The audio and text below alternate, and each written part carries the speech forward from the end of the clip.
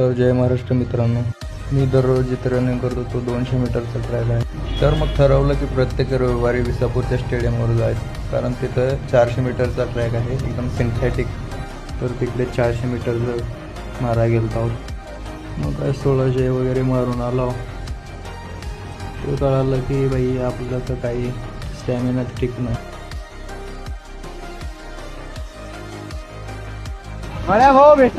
तर धनराज भाऊन चिअर दिलं त्या भावाला. हे आहेत आपले प्रणय भाऊ आणि सूरज भाऊ.